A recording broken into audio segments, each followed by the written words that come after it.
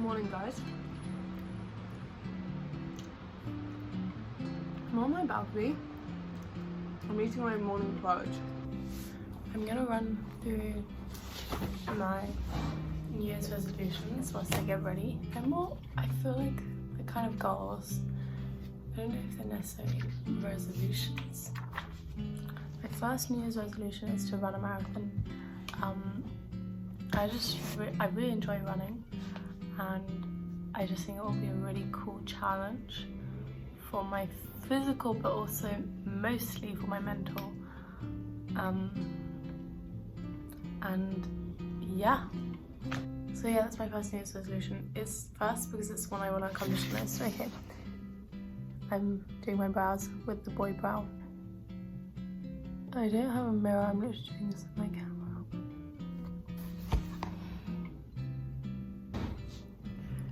My second New Year's resolution is to read 22 books. 2022, 22 books. I love to read.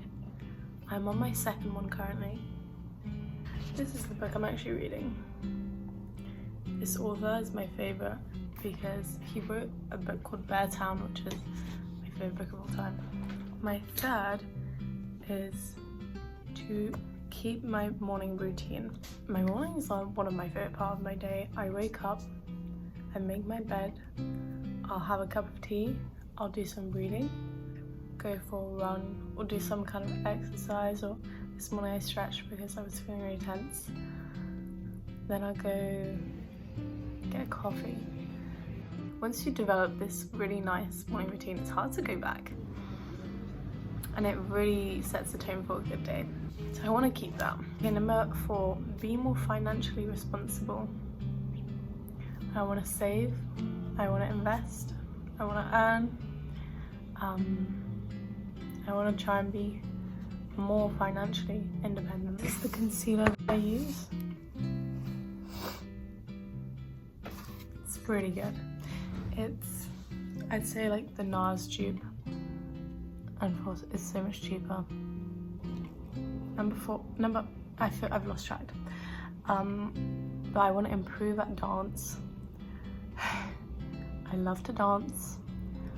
I started at uni. I have a crush on my dance teacher. It's so much fun. It's so much fun, but I'm also the worst one in the room often, and it's not a joke.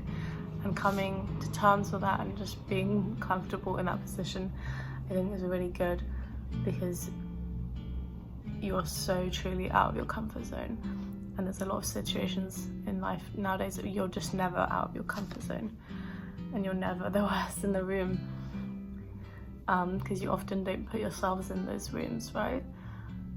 Me included. But here I am putting myself in this room, and it's great because I have literally every single person in the room can teach me something. This is how I'm trying to see it. Sometimes I'm like, oh, I'm so upset that I can't be better, but it is what it is. What it is. Next is find and surround myself with people who motivate me. I want to be on the never-ending hunt for cool people who are doing amazing things. So by the way, I'm just putting a tiny bit of my soda paint in the colour Grey just on my cheekbones at the top to kind of lift my face a bit. Keep my room clean. I do already kind of keep it clean, but I would just want to reiterate that, I guess.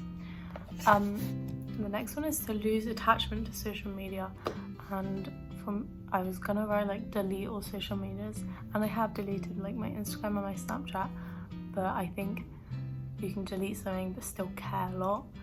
I think deleting my socials has actually been a really good way of me just not being able to think about it even if I want, because I don't have it. But yeah, you realise it's really such a waste of time. Straight up.